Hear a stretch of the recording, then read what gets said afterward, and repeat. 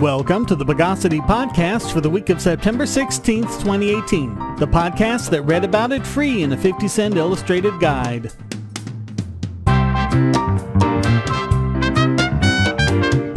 This is your host, Shane Killian. Let's oxy-nullify the news of the bogus.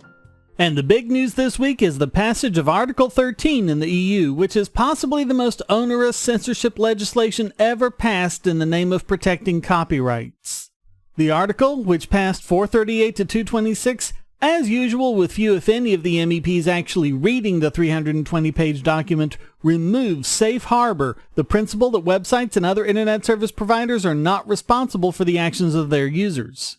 It also forces websites to install content filters similar to YouTube's Content ID, except this is also for text, audio, images, computer code, everything. Article 11 also passed, which is that link tax we've been talking about. This is just more legislation from unelected bureaucrats in support of their big corporate cronies at the expense of the people. And if you look at the details of how the voting went, you'll see that it's basically France forcing their way on the rest of Europe because they have so dang many MEPs it's hard for the rest to mount an opposition. But there's no equivalent of the Senate in the EU to correct for that. All amendments that would have made it less terrible and more manageable were rejected. Fair use protections, rejected. An amendment removing the ability for rights holders to demand that content be deleted, rejected. Making it so ISPs don't have to install monitoring software, rejected. Free speech protection so this doesn't become a tool for censorship, rejected. And one other proposal that was rejected, a punishment for people who fraudulently claim copyright over works that they do not own. So people, what we've been saying about this, that Article 13 is really about censorship and control and thought policing. People are saying we're crazy conspiracy cranks for saying that. But if we're wrong, then how come all of these amendments were specifically rejected? Amendments that would have done nothing but protect people from those very things. I mean, Article 13 still would have been horrible even with these amendments, but the fact that the MEPs specifically rejected them says quite clearly that they do not care about the little guy, only their cronies. And you can see that in these tweets this Music Ally article links to. The ones in favor of it are big content groups like BPI Music, UK Music, Basca Chair Crispin Hunt, Music Managers Forum Chair Andy Edwards, and the Music Publishers Association. Critics are people like the EFF, Cory Doctorow, Pirate Party MEP Julia Reda, Creative Commons, and Open Media. Although Google, Facebook, and the others did protest this, the fact is that big companies like YouTube will be fine, although its creators might not be, but it's the small companies that'll lose out. Because now, in addition to all of the regulations that have been heaped on them in the last 10 years, they're now required to purchase, install, and maintain filtering algorithms. And it'll be even harder to create competitors to the major news media and big content providers, which is exactly what they want.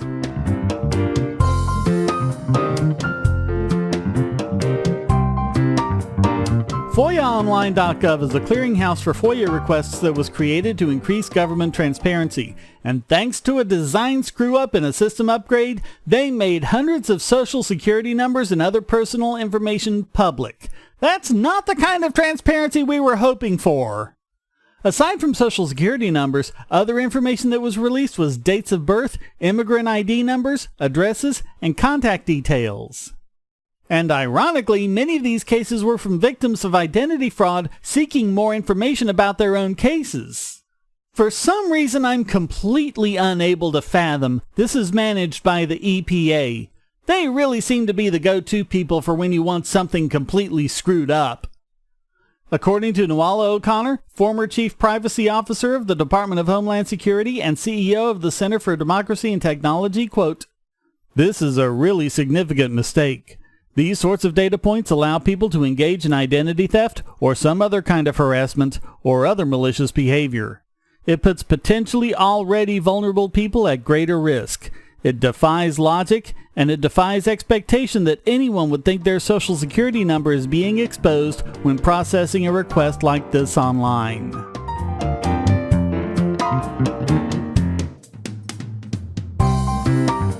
Yet again, we see how amazing it is that after all these years, the fear-mongering continues around the Fukushima nuclear disaster, the very first story we covered on this podcast.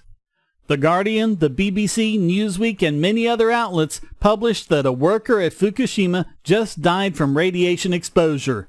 This is not true.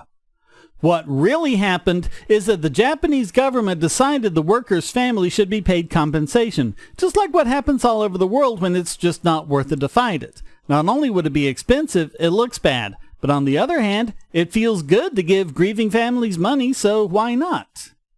The man died from cancer that was diagnosed in 2016. There's no evidence whatsoever that it happened because of radiation exposure at Fukushima. The compensation happened simply because he was a career nuclear worker who happened to work at Fukushima a couple of times. But what he died from was lung cancer. That's not the kind of cancer you're worried about following nuclear exposure. Moreover, 5 years is just too soon for a diagnosable cancer to show up. In the atomic bomb survivors in Hiroshima and Nagasaki, it took decades for cancer to show up, and those were at much higher levels of exposure. The fact is, as we've covered, the cancer rate from Fukushima workers isn't any more than it is in the general population. People get cancer. It's just a thing that happens. The Fukushima workers don't have any more cancer than the general population, and they never will. They didn't get anywhere near enough of a dose for that. Again, as we've covered, the really bad health problems are coming from the fact that the evacuees only had to stay away for about 3 months until the iodine-131 levels decayed, but to this day, they're still not allowed to go back. They've been living as refugees for 7 years. And we've covered the health problems they're facing as a result. In fact, many of them should never have been evacuated in the first place, yet over 1,000 deaths were caused solely by the forced evacuation. Again, the number of deaths attributable to the nuclear disaster itself is 0. On a broader note, there are also bigger health effects from the stress, anxiety, and depression that the fear-mongering about this disaster has caused in the Japanese population. Government doesn't protect us. It creates panic, and the news media gleefully goes along with it. And panic results in very bad health problems.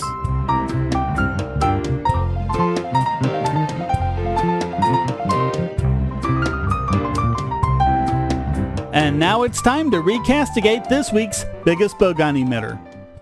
And at this point, my attitude is if they don't want us doing cops behaving badly stories, they shouldn't keep behaving like rat bastards. Okay, so you know how you can get airsoft guns that look just like actual firearms, except for that red or orange bit at the end? You know, the bit that's there so cops will know it's a toy and not shoot anyone that has them? Except they do. In fact, Baltimore police have fatally shot 86 people in 2015 and 2016 who were carrying toy guns. It happens all the time, despite all the laws requiring those stupid orange bits. But that's not what this story is about. No. This is worse. Far, far worse. Baltimore police have been carrying these replica toys around so that if they accidentally shoot the wrong person, they can plant it on them. The revelation came from a corruption trial involving Baltimore's Gun Trace Task Force and their commanders, which revealed that some Baltimore cops kept fake guns on their patrol cars to plant on innocent people that they kill. Detective Maurice Ward pleaded guilty to corruption and testified that he and his partners were told by the team sergeant Wayne Jenkins to carry the replicas, quote, in case we accidentally hit somebody or got into a shootout so we could plant them. Another detective, Marcus Taylor, was found to be carrying a fake gun almost identical to his service weapon when he was arrested. This was just one of many abuses that have come out in the wake of the investigation. The squad was tasked with getting illegal guns off the streets, but ended up robbing suspects and even innocent people, raiding homes without warrants, and selling confiscated drugs. And that's just the start of their crimes. But as horrible as this is, should it really be surprising? When you declare guns illegal in abeyance of the Second Amendment, is it really that much of a stretch to think you'd get the same corruption and criminal behavior from the police that you get with the war on drugs? So all of that makes the Baltimore police this week's biggest Bogon emitter.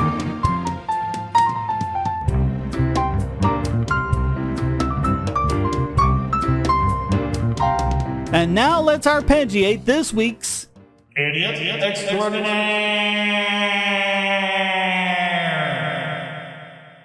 And this week it goes jointly to Sony and the EU, not for Article 13 because all of this happened before, but Article 13 is just going to make it worse.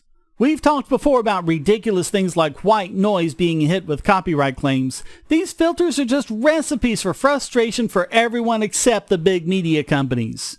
James Rhodes is a pianist who got some of his piano pieces caught up in Facebook's content filter. Sony Music Entertainment claimed the rights to 47 seconds of a piano piece written by Bach, who died over 360 years ago. The piece is in the public domain, and of course, Rhodes owns his own performance of it. I can tell you firsthand how messed up this is. Years ago, I uploaded a video that was graphics only, so for the music background I included one of my own performances of Debussy's Arabesque No. 1. And I ended up spending years fending off dozens of copyright claims where this music group and that were claiming 5 seconds of it here, 12 seconds of it there. Eventually the video was taken down permanently, even though there were no copyright violations whatsoever. I'm sure what's going on is that the algorithm is recognizing somewhere that I'm playing it close to the same rhythm that matches one of the zillions of other recordings of the same piece. This is the problem with algorithms.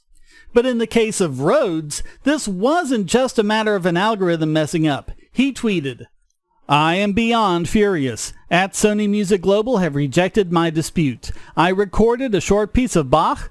They claimed they owned 47 seconds of it and removed it. I appealed, and they have rejected my appeal. What the fuck?" He also tweeted, "I am not going to let this go. Not just for me, but for many, many other musicians you pulled this stunt with. If necessary, I'll go legal, because enough already. You've trampled over musicians for decades." When he finally received a response from Sony, he received, "Sony said they won't engage via social media, and Sony Classical won't respond since it's a bigger issue than Classical." His plight came to the attention of all people, Stephen Fry, who tweeted, "Feel your pain, James. Sony's innocent algorithms trawling for gold, and they'll have us believe Articles 11 and 13 of the EU GDPR are all for the sake of creatives, artists, and content providers. This is why we have to fight it." Ulrich Kaiser, professor of music theory at the Munich University of Music and Theater, found the same thing. According to German law, everything published before January 1st, 1963 is public domain. As part of his educational program, he uploaded to YouTube several music recordings, taking care to ensure that they were all recorded before 1963. And guess what? They started getting Content ID claims against them. Now, in that case, the claim was withdrawn on appeal, but he decided to open a different YouTube account to share copyright-free music. He got Content ID notifications for PD music from Beethoven, Bartók, Schubert, Puccini, and Wagner. He had to keep appealing them. In a lot of cases, the technology completely misidentified the piece. For example, Hans Hotter's recording of Schubert's Der Atlas was recognized as one from a completely different musician.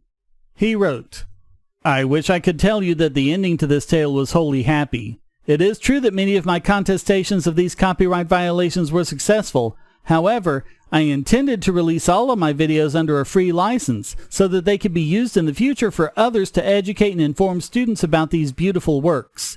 Even in cases where my defense to the Content ID claims were successful, the videos were not reverted to this free license, making it much more difficult for others to use and share these digitized works in the way I had originally intended. When lawmakers mandate the use of these types of filters for all platforms, regardless of their size or existing effective practices, they miss the nuance of how the internet operates and the technical flaws in automating content detection which still exist, just as these upload filters miss the nuance of my public domain uploads." Again, this is only going to get worse. Sony refuses to recognize how broken these algorithms are, and the EU just basically mandated them. So I just have to name them both jointly this week's Idiot Extraordinaire. Well, that wraps amps up this Sing Along the next time it comes around on the guitar edition of the Bogosity podcast. Come join the discussion at forum.bogosity.tv or discord.bogosity.tv, and feel free to send a question, statement, news article, or rant in text or audio to podcast@bogosity.tv. This podcast depends on you to keep going, so please donate to Shane DK on PayPal, or if you want to use crypto, you can donate at altcoins.bogosity.tv. You can also support Shane DK on Patreon to get the podcast and my YouTube videos early and ad-free. Thank you for listening. Until next time, here's a quote from Lawrence Lessig. Now, you look at this and you say this is insane. It's insane. And if it is only Hollywood that has to deal with this, okay, that's fine. Let them be insane. The problem is their insane rules are now being applied to the whole world. This insanity of control is expanding as everything you do touches copyrights. The Bogosity podcast is licensed under Creative Commons Attribution Non-Commercial No Derivatives 4.0 International License.